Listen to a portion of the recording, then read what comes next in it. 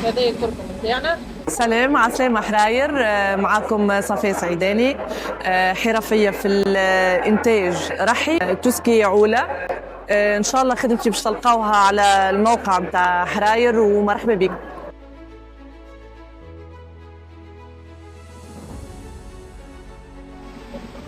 عسلامة حراير مرة أخرى.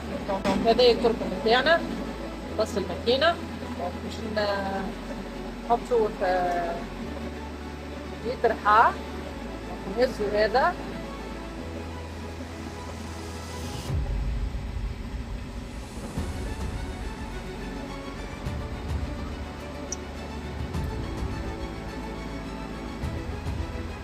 بعد من ندور